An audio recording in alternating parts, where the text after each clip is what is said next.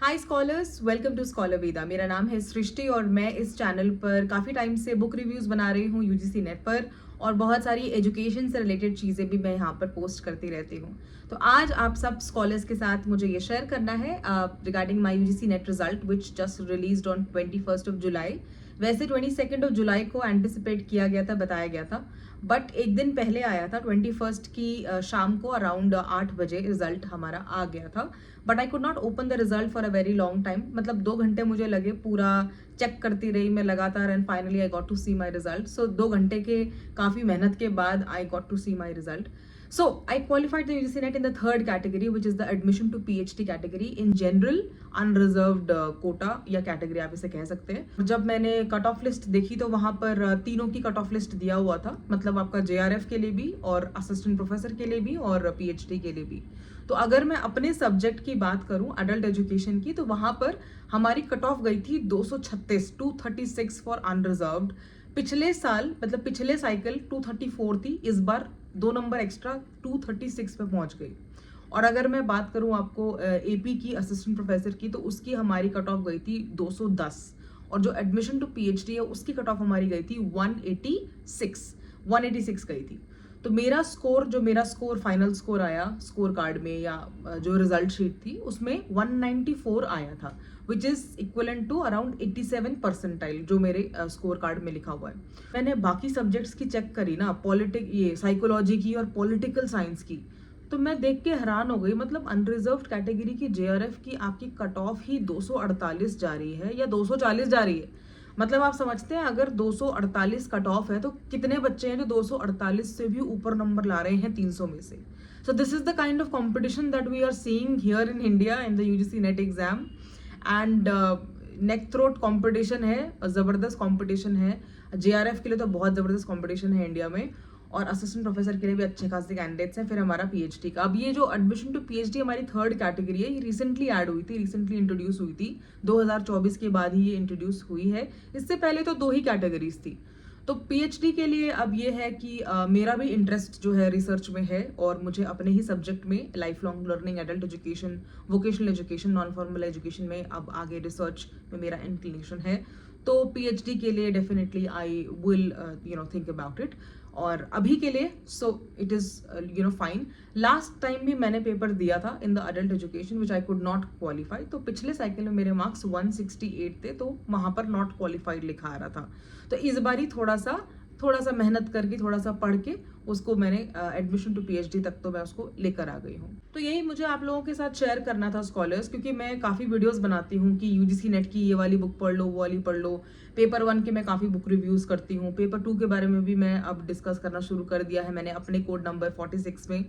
तो इसीलिए मैंने सोचा कि ये न्यूज़ तो डेफिनेटली बनती है आप सबके साथ शेयर करने की. सारे आप लोग स्कॉलर्स हैं ना, आप लोग भी पढ़ाई कर रहे होंगे, या आपने भी क्वालिफाई कर लिया होगा, या तैयारी कर रहे होंगे, या फिर अगर आप नेट से जुड़े भी नहीं हैं तब भी अगर आप एकेडमिक से जुड़े हुए हैं या आप रिसर्च में इंटरेस्टेड हैं, तो ये चैनल पर आप जो हैं सही आए हुए हैं. That is what I would like to say. Apart from this, अगर मैं बात करूँ स्कॉलर वेदा की, तो अब हम किस डायरेक्शन में बढ़ रहे हैं उसके बारे में भी थोड़ा ओरिएंटेशन मैं आपको दे देती हूँ. तो अभी तक मैं आपको बता रही थी API कोर्स के बारे में और UGC नेट के जो वैकेंसीज हैं, एकेडमिक एसोसिएट की, रिसर्च असिस्टेंट की, ये सब मैं बात करती थी.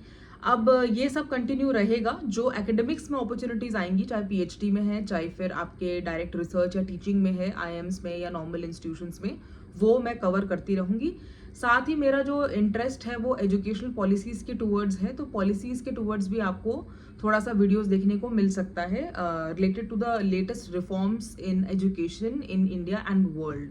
उसके साथ ही हम कंपैरेटिव एडल्ट एजुकेशन की बात भी यहाँ पर कर पाएंगे, जहाँ पर हम इंडिया के एडल्ट एजुकेशन सिस्टम को कंपेयर कर सकते हैं अलग अलग कंट्रीज़ के साथ, और देख सकते हैं कि क्या वहाँ बेहतर हो रहा है या क्या हमारी कंट्री में अभी बेहतर हो रहा है. क्योंकि वोकेशनल एजुकेशन काफ़ी अब चेंज हो रहा है. नेशनल एजुकेशन पॉलिसी के बाद बहुत सारे चेंजेस आ गए हैं पढ़ने पढ़ाने के तरीके में, और उसके बारे में मुझे लगता है कि मैं थोड़ा बहुत उसमें कंट्रीब्यूट कर पाऊंगी लेक्चर्स के थ्रू, डिस्कशन एंड डिस्कोर्सेस के थ्रू, क्योंकि मेरा जो एक्सपीरियंस है वो भी 10 साल से इसी फील्ड में है, और वो भी ऑन फील्ड है. तो I can contribute, I will do that, contribute to new knowledge और एग्जिस्टिंग नॉलेज और something. I will keep doing on this channel. Teaching aptitude हो गया या रिसर्च एप्टीट्यूड हो गया। टीचिंग एप्टीट्यूड के अपने कॉन्सेप्ट्स होते हैं, जैसे मैंने माल्कम नॉल्स पे वीडियो बनाई थी, या फिर रिसर्च पे मैं वीडियोस बना सकती हूँ आगे आके। तो मतलब मैं आप लोगों से, स्कॉलर से भी ये जानना चाहूँगी कि आप लोगों के इंटरेस्ट किस तरफ अब जा रहे हैं और आप किस तरीके का कंटेंट, किस तरीके की चीज़ें आप लोग डिस्कस करना चाहेंगे इस चैनल पर।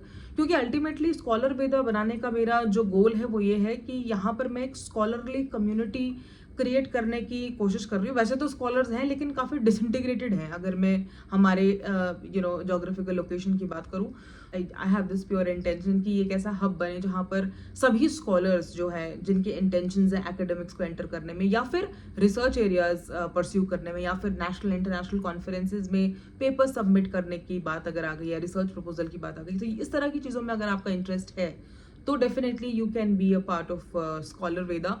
प्लस यहाँ पर सेल्फ ग्रोथ का भी एक डायमेंशन ज़रूर होगा, क्योंकि as a soft skills trainer भी मुझे लगता है कि apart from like pure true academics, हमारी इंटरनल ग्रोथ भी बहुत मैटर करती है and how we are growing every day. Like self growth के लिए हम क्या करते हैं, be sharing all those things with you, चाहे वो रिव्यूज़ हो गया जो भी हो गया, ठीक है।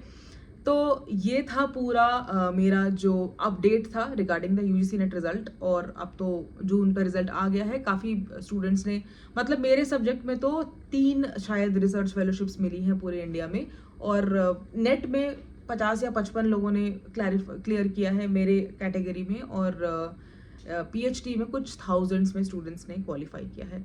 तो ये अभी का जो है सिस्टम चल रहा है, ये अभी का आज का अपडेट है। Thank you so much scholars. अभी हम लोग 409 की कम्युनिटी है, 409 स्कॉलर्स हमारे साथ जुड़ चुके हैं इस चैनल पर, एंड इसको और स्ट्रॉन्ग बनाने का ही मेरा इंटेंशन है। मेरा इंटेंशन ये है कि आप लोगों को स्कॉलरली बातों में इन्वॉल्व किया जाए, आप लोगों को रियल टाइम रिसर्च अपॉर्चुनिटीज़ बताई जाए, आप लोगों को रियल टाइम टीचिंग अपॉर्चुनिटीज़ के बारे में बताया जाए, और इंटरनेशनल एक्सपोजर ज़्यादा मिले।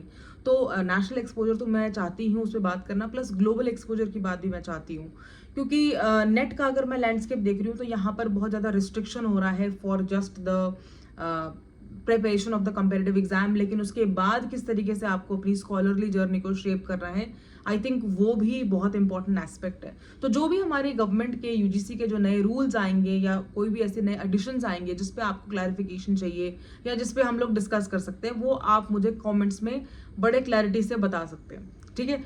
तो हम इसी इंटेंशन के साथ, इसी पॉजिटिव इंटेंशन के साथ स्कॉलर वेदा में हम आगे बढ़ेंगे। ओवरऑल मैं यही कहूंगी कि आप लोग भी अपनी लर्निंग की जर्नी कंटिन्यू रखिए। मेरे से जो होगा, जो मैं आपके लिए आपकी एकेडमिक जर्नी में कंट्रीब्यूट कर पाऊंगी, आई will do that for sure. इसी के साथ इस वीडियो को मैं एंड करती हूँ और आप सभी से फिर से मिलूंगी एक नए टॉपिक पर, इंटरेस्टिंग टॉपिक पर, और कुछ ऐसे यूटिलिटी वाले टॉपिक पर जिससे कि आपको कुछ बेनिफिट हो।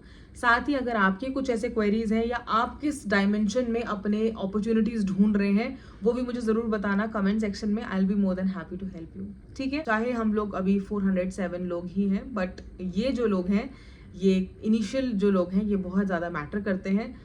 So that's all for now on Scholar Veda. This is Srishti signing off, and I will see you in the next video with some more fantastic information. I'll see you. Bye.